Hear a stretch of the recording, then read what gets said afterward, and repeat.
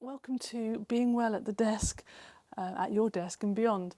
I've named it as Practical, Accessible, Bite-Sized Activities. I really should remember it by now, to support your life-work balance. I'm having to glance there because I can't look up there to remind myself of what I need to tell you. So I'm just going to give you a quick overview of everything we're going to do, and hopefully I will actually hit everything and do everything we need to do. I'm going to touch on housekeeping. I'm going to touch on who I am, why this session came to fruition. Going to remind you about the housekeeping, just in case anyone comes in after, and then touch on the format and the expectations, and then we actually go through the workshop, which will be 6 sets, very easy entry-level stuff. So hopefully it won't be too simple, but I just want to invite those to you to join in and hopefully learn little things you can do through the day. And then I'll recap at the end and do some tips and hopefully QA. So here's the housekeeping. I've already poked a few about it. This is a practical session, so please join in. If you don't feel comfortable doing so, that's fine, but just to make us feel less like we're looking like lemons. If you haven't got a spare seat next to you, make a spare seat so you've got room, and advocate for yourself. Make sure if you find anything uncomfortable, please just stop, just dial it down, it's fine. And check your bags and your drinks, don't want to kick things over, otherwise that'll be disastrous. And yeah, enjoy. So who and why, a little context. Just a really quick whistle-stop tour just to give you context, and then we'll get into the actual practical session. So I'm Karen Leach, I live in France with him for the last 10 years. I'm also a qualified teacher. I've worked in education, schools, colleges, adult ed for about 10 years before going into the web industry, and that's about 14 years. 10 years of that being remote, at my desk, at home, in my own little bubble.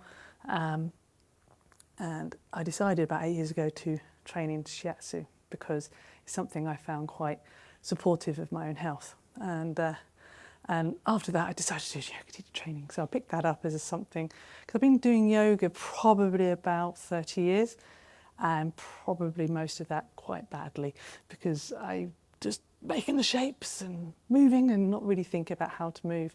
So that's where shiatsu really helped me understand the anatomy of movement. I'm quite an open-minded skeptic, so I look at these things and see if they work. If they work for me, I feel a bit more confident. Okay, so I'm a freelance remote worker. I work with Anatech. They are hiring. Stella should be happy. So go say hi if you're interested. Also work with Chicken, which is a small studio in the UK, Drupal obviously, and I have my own client, Shiatsu Society. And aside to that, I like being outside. I like kayaking, cycling, hanging out with my animals, and generally sort of trying to be active. Aside to that, I do give shiatsu and do one-on-one workshops.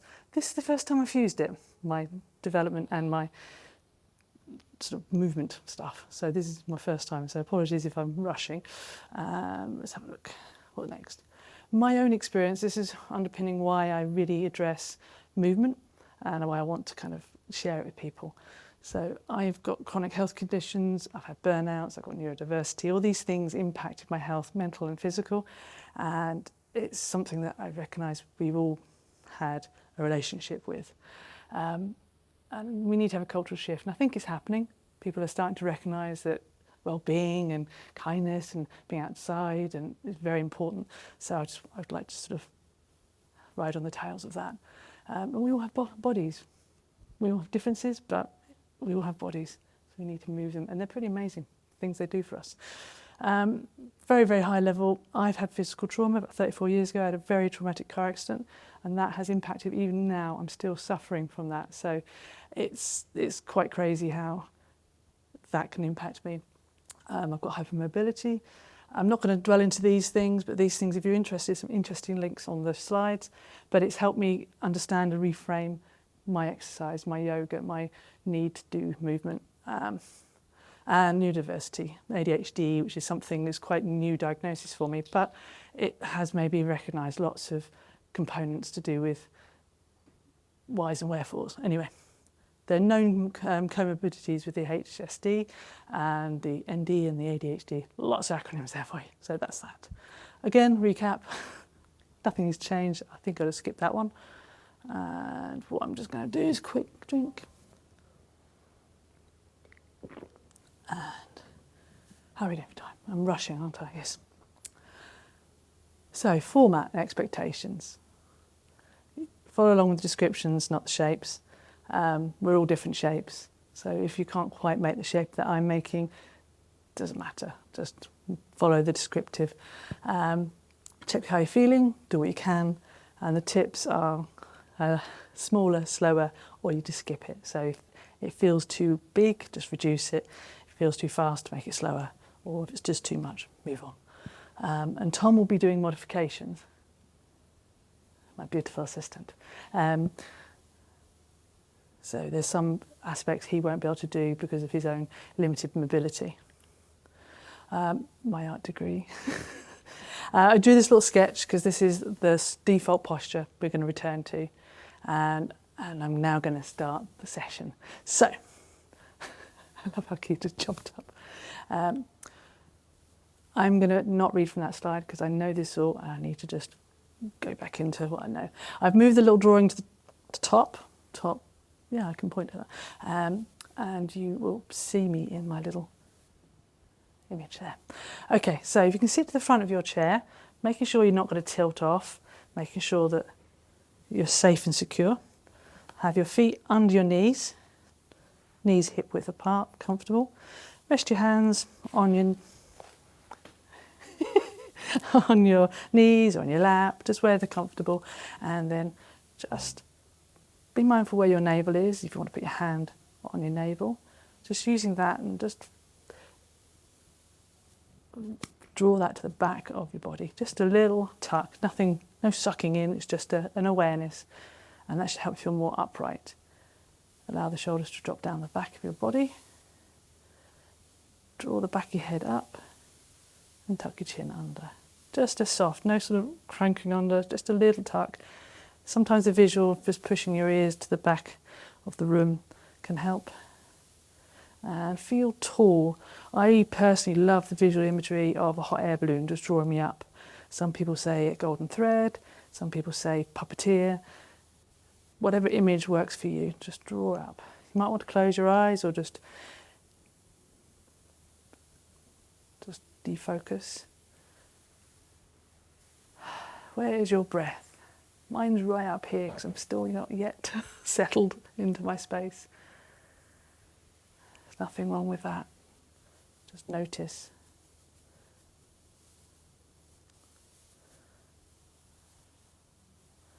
And this is set one. And we're going to revisit set one through every single all the next steps, because this is the simplest thing we can do for ourselves, which is connect, recognise where we are, how our body's feeling. You might notice that your shoulders a bit, ooh, or your hips a bit, ah. I do a lot of sound effects. You're just noticing. It's not a judgment, it's just the way it is. And you might have already slouched again, I know I have. Draw your head back up again. I tend to go from the ground up, it's quite nice. Check the feet, knees, hips, navel drawn to the back of the body. You may notice that your tailbone tucks under slightly and you stack up. Shoulders relaxed. Back of neck long, chin tucked in. So that is the default posture. I'm going to remind you to come back to it at every beginning session. My little drawing, just a reminder if you can't see it, I'm hoping you can see the little one at the top. Set two, we're going to be looking at arms and wrists and shoulders, and I'm hoping I'm not going to rustle too much in the mic. So we're just going to cycle the shoulders, so lift them up to your ears, cycle, we can do both together, freestyle it. You just want to get movement. If you really want to wobble side to side, just get that movement in. You can even bring your elbows involved. Some of you might just be tiny movements, absolutely fine, whatever's right for you. Forward and back, or creaky, crunchy. Brilliant. Don't read ahead. I probably should have not put them there, but we're going to be doing each one of those items up on the... That's just my prompts, which I should have had elsewhere. So, shoulder cycles. Now I'm going to do zombie. I see I've got some really good names. They've probably some proper asanas, which I could reference, but I thought that's just going to get a bit too much. So I'm going to just draw our arms up. So level with your shoulders. Loose hands at the moment. And notice if your shoulders are up around there or they're wonky. Soften the elbows.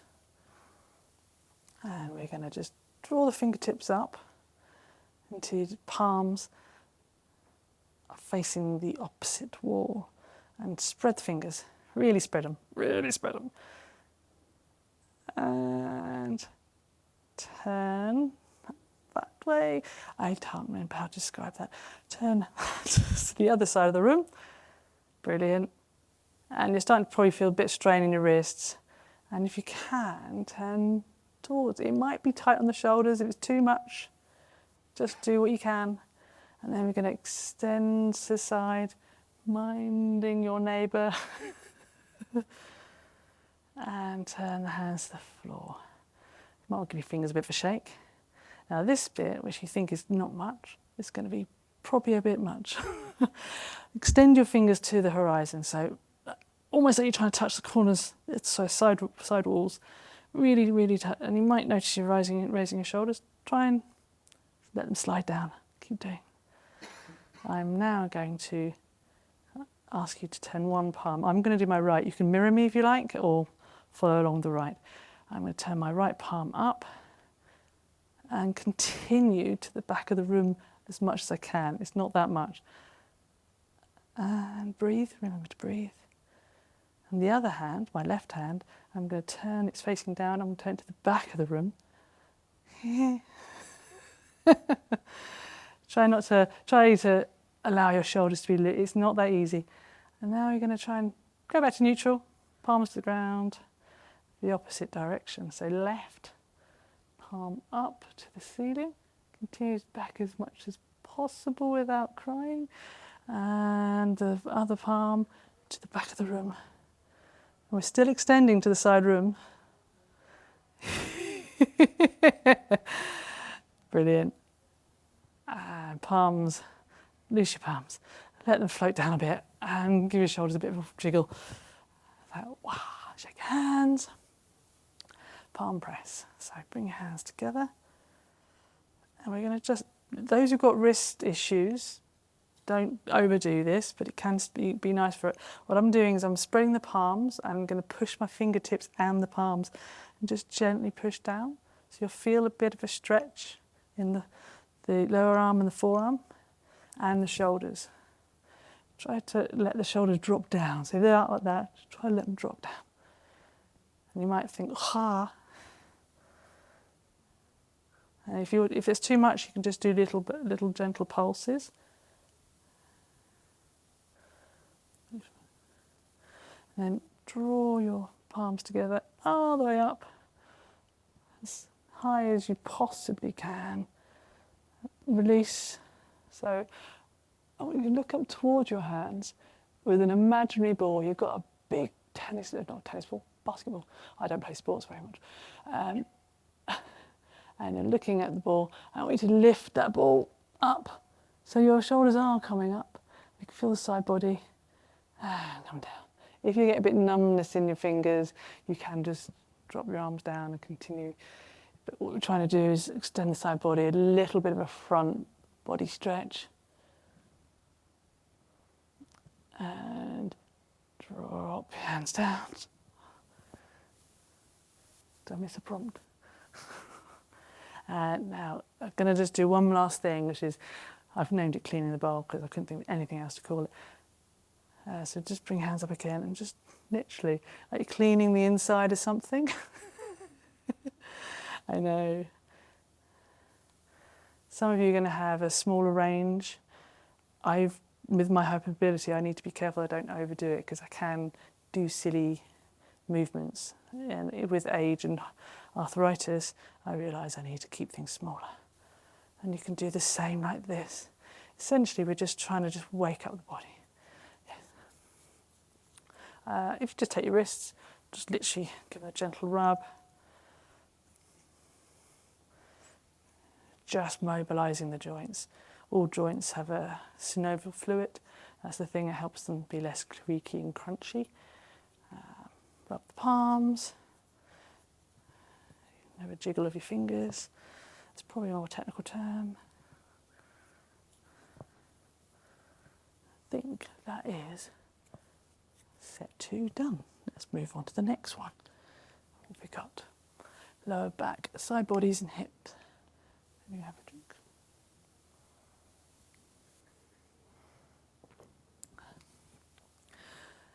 So, checking in the first posture again, just quick whiz up the body, feet, knees, hips, sit bones nice and balanced, navel drawn to the back of the body, shoulders nicely relaxed, back of the neck long, chin tucked in, and a nice drawing up to the sky.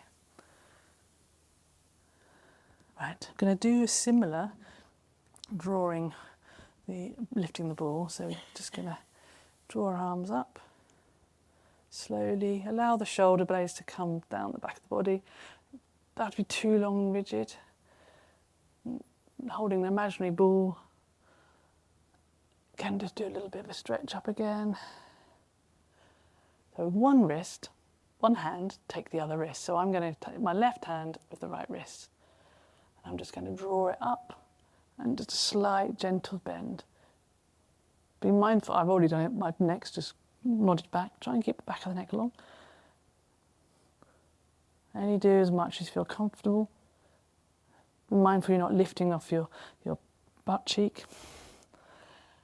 Swap hands.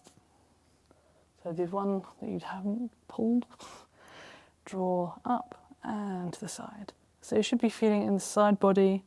Try not to crunch to the side you're bending towards. Allow the breath to flow. And relax that down. Now we're going to do side twists. I don't like the word side twist because it sounds like you're really painful, but that's the only word I can come up with. So, hand on the opposite knee, and we're going to sit tall. This hand is just a guide; it's not cranking you round, and we're just going to turn to the side of the knee you're holding, and look to the back corner. It's just a guide. Nice turn up. Keep your breath nice and steady. Back of the neck long. When you've had enough of that, you can just allow it to unravel, come back to the front. You might notice differences already in sides of bodies. And we're going to do the same with the side. So my left palm is on my right knee. And I'm turning my body and eyes to the back of the room. Or however far you feel you can go without causing any strain in your neck.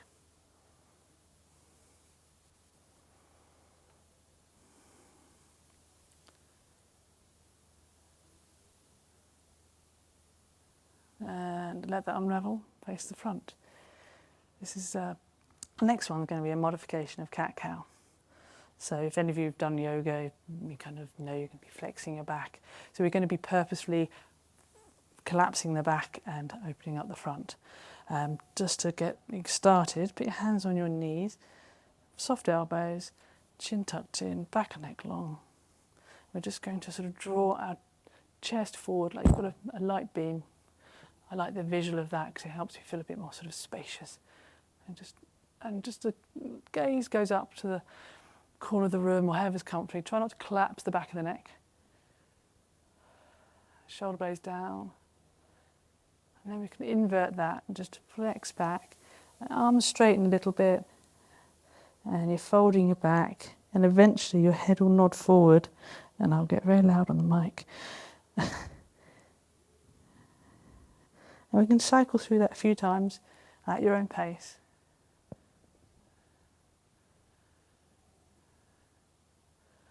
Beautiful these little exercises is you should be able to just do them anywhere.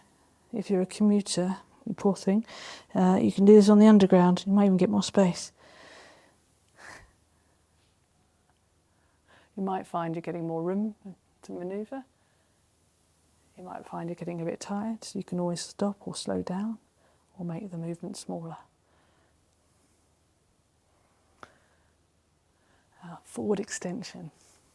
Tom's going to do, when he's finished his set, he's going to do a slightly different modification, but we're going to start in the same position. So leaning forward, so elbows on your knees, so hopefully the chairs in front of you aren't too close. Sorry about that. And if you're staying with Tom because maybe you've got high blood pressure or you might feel dizzy, follow Tom. I'm going to go all the way forward. If you tuck your chin in, those who are following Tom, just allow your chin to go forward, and when you feel confident that your neck is safe, you can just relax the weight of your head, and you're just aiming to just give a gentle stretch on your neck. If you wish to go further, you can follow along with me. I'm going to allow my elbows to slide over my knees and just take my fingers to the ground, or ankles, calves, or even just hug my knees and just allowing my head, oh God, that's so loud, I'm so sorry.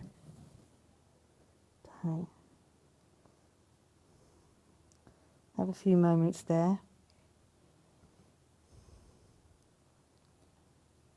Those who are following me bending forward, when you come up, bring your arms to your knees, so you can either back of forearms or hands. Keep your chin tucked in, slowly, gently. Draw your body into the upright position. And the last thing that comes up is your head. And the very last thing, chin upright. So hopefully you've done that smooth enough so you don't feel too dizzy. Okay. So we've done set 3. Bravo. Let's have a look. Set 4. So legs, knees, ankles and feet. Systematically going through every part of the body. So again, going to check in the default posture. I think we're all pretty good. Feet under knees, hip width apart, sit bones, shoulders, back of the neck long. So Tom's going to do a variation of this. No, he's going to do a variation of the next one. This one I think we can both do. Just going to lift the knee and draw it up. So there's a bit of balance. You need to be pushing down to the ground, interlacing your fingers and just drawing the knee up. Try and keep your upper body straight, shoulders drawn down, back of neck long. You could do all sorts of variations, but this is just a quite nice stretch in the hip.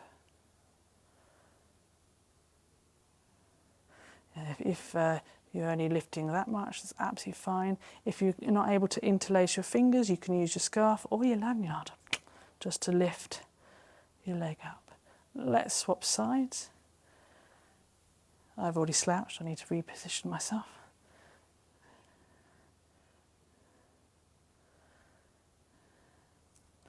A lot of these postures you can do obviously standing and in bed. I've actually done, when I've had a very rough day, when I've been feeling very, very poorly, I've actually done some of these exercises just lying in bed, and it's fine. It really helps. Let that go down. This is the next one that I think Tom's going to do a modification. It's cross legs. So you're going to cross your legs like that, and I'm going to cross my legs like that. It's going to target the same area. So there's limited mobility for Tom, but what he's doing is more or less the same. So whichever you're following, you can swap if you decide that one of the postures is not right for you. So ankle bone is just nicely nestled on the top of your knee, and you can flex your toes. If you're in this position, you can do the same. Yep. And we're just going to bend forward, keeping the back straight.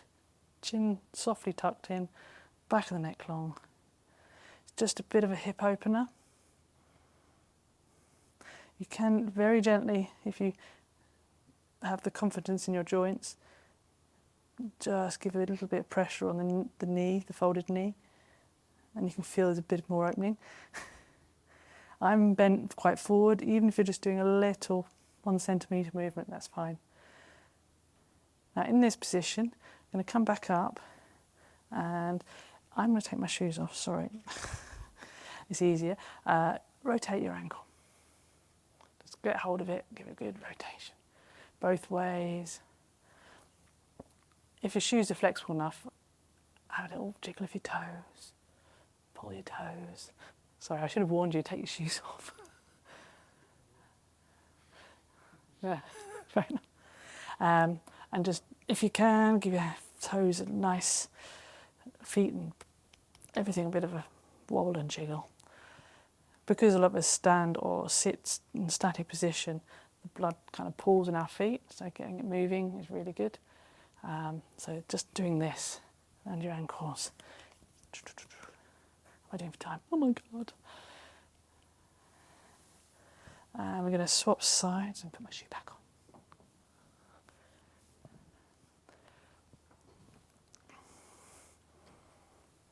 Double checking. Yes. Same thing. You okay? Okay. Tom's going to sit that one out, but he's just doing exactly the same, but in a more reduced position. Okay. Same. Nicely move forward, making sure my foot's gone for a wander. There we are, underneath. Chin tucked in, back leg long. And draw yourself back up. If there's a sweet spot you want to stay in it, please do. I just want to cover as much as I possibly can, so you can all get an idea of what you can do for yourselves. And wiggle your toes. I've lost count. I think it's something like 50 odd bones in your feet. Something ridiculous number of bones.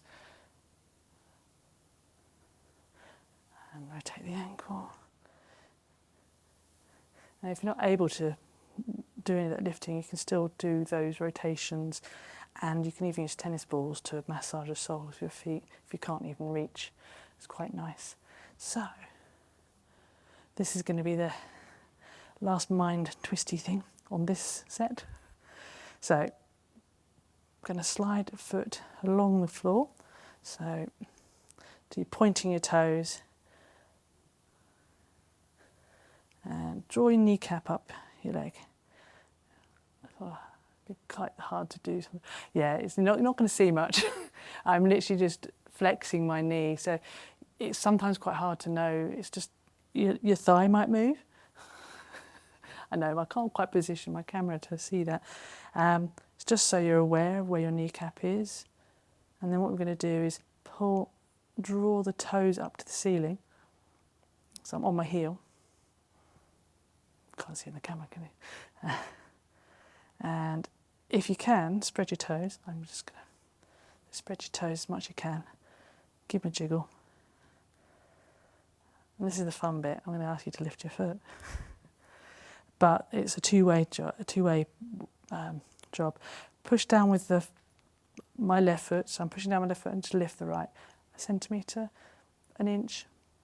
You know where you want to go. And just pop it down again. And again. Just do a few of those. We're just engaging the muscles in the upper leg and the thigh. You can give your toes a wiggle as well. It's also really important to recognise the two-way play with pushing down the leg and the lifting. And drop that down. Slide your foot back up. And the other side. 15 minutes to go. So, sliding a foot along the ground. Pointing your toes. See if you can find your kneecap. If you can't feel it, you can touch it with your hand. See whether you can get your kneecap to jiggle. It's just an exercise of awareness. It's not necessarily a... So draw your toes up, so you're on your heel. Wiggle your toes.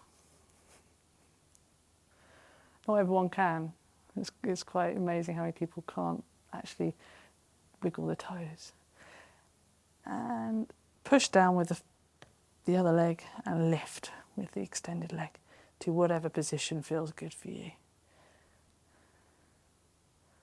And down, just do that a few times.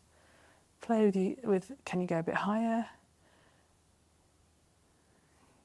Maybe. Okay. I think that's set 4. Where's my gadget gone? Behind me. Set 5. So this is neck stuff. So my car accident was to do with neck injury, so I will be going slowly. I would advise, even if you don't have a neck injury, go slowly because it's such a delicate area of the body.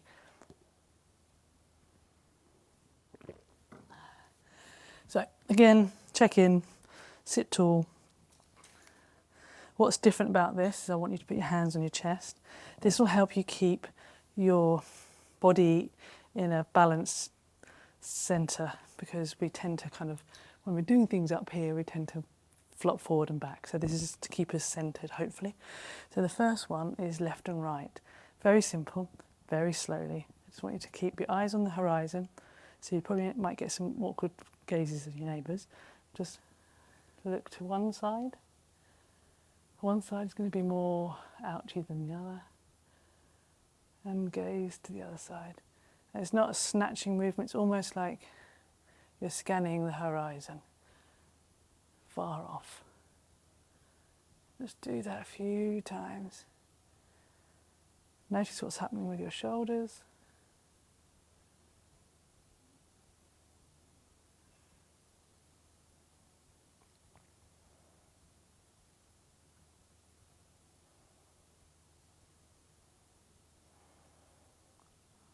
Come back to centre, facing front. I'm going to do the same. I'm going to look and up and down. I'm going to start down first. I'm going to curl my chin under and send it towards my chest and extending my neck. And then I'm going to gently unfurl and look up to the corner of the ceiling, room. I'm not going to go that high. I don't want to collapse the back of my neck. But the idea is just to give a bit of an extension in the front neck, throat area. Just slowly do that a few more times. Excuse me.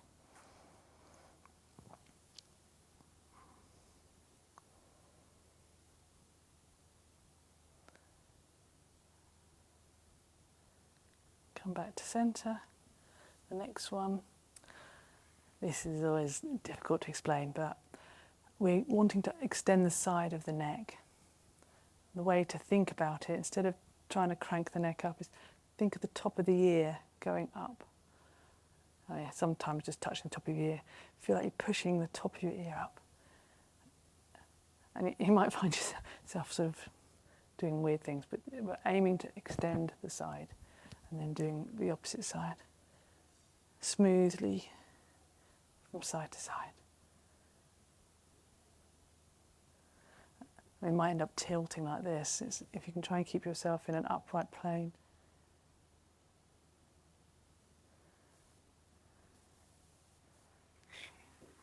Ooh.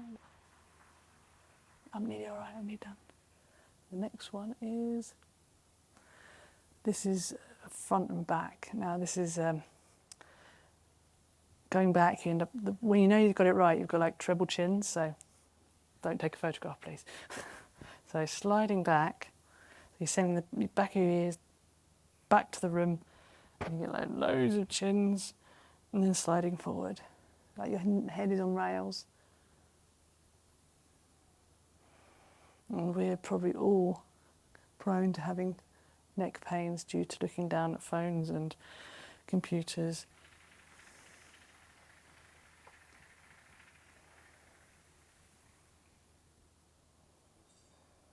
Do that a few times.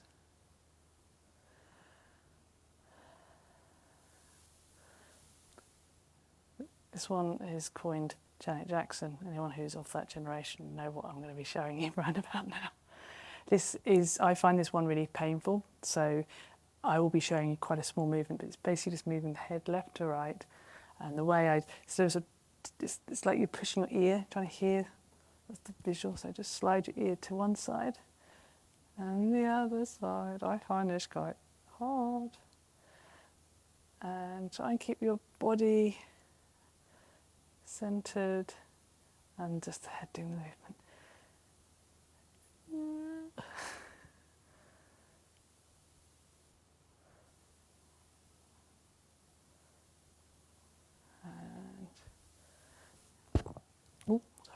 Then the last one in the neck group of exercises, or nexercises, I couldn't write that down because it looked funny, is front of half circle. We're going to start like we did on the ear.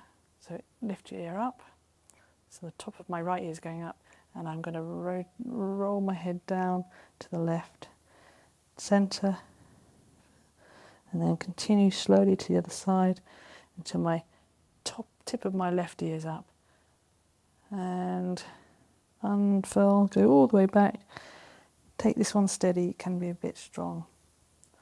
And if it's too much for you, you can just make it smaller and smaller.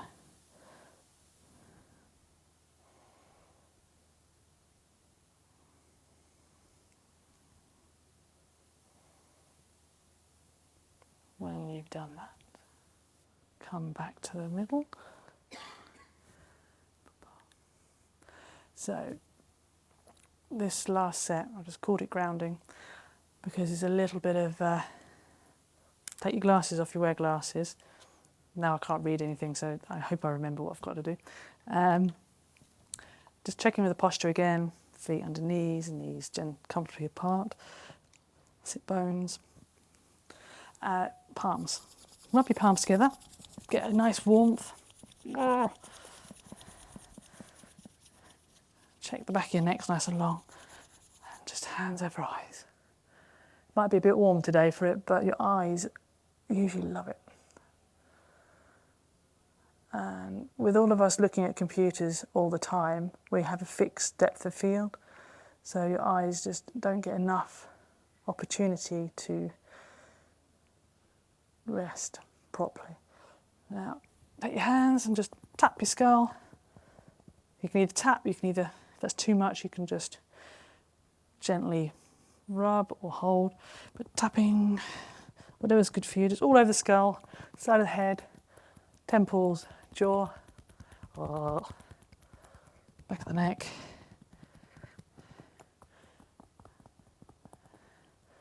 There's a lot of stress in that skull of ours. So,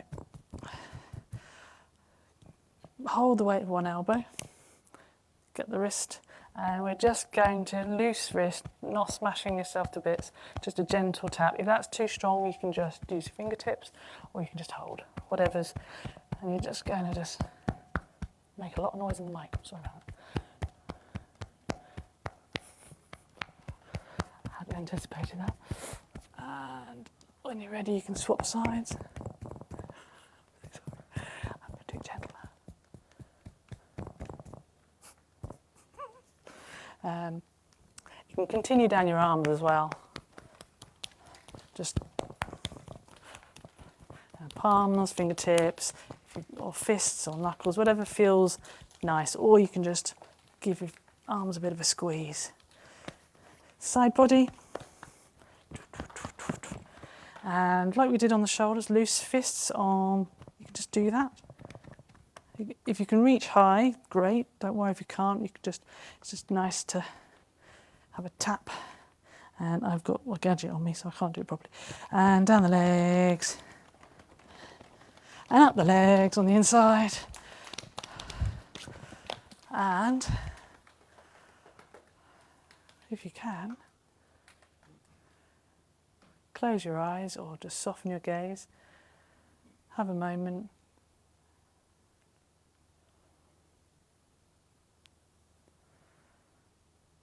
Notice where your breath is. Notice how you're feeling.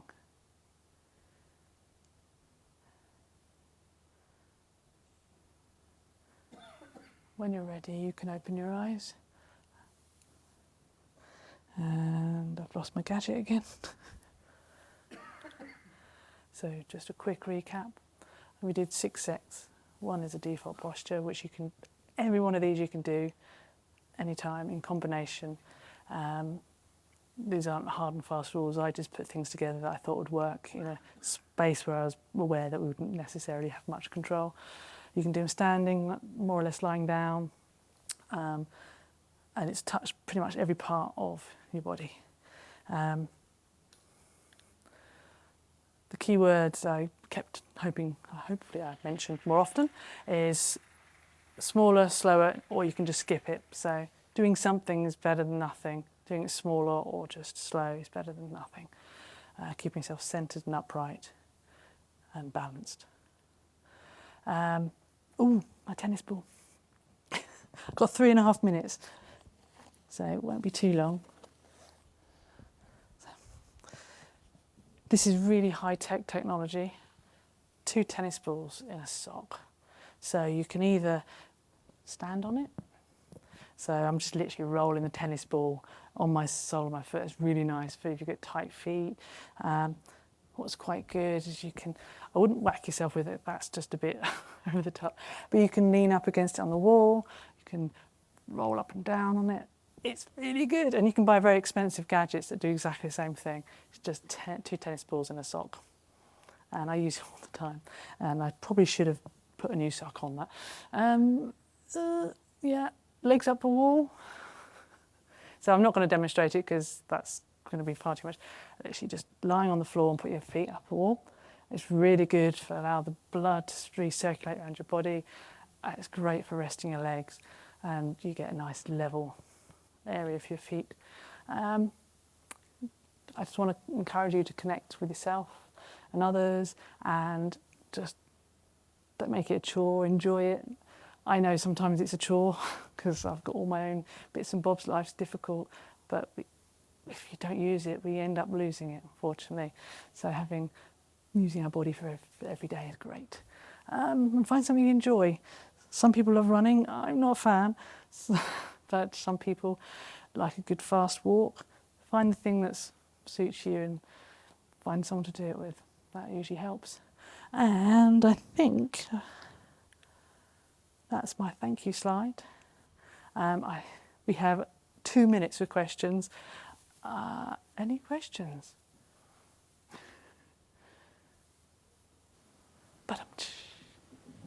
Thank you very much. Thanks, Helen.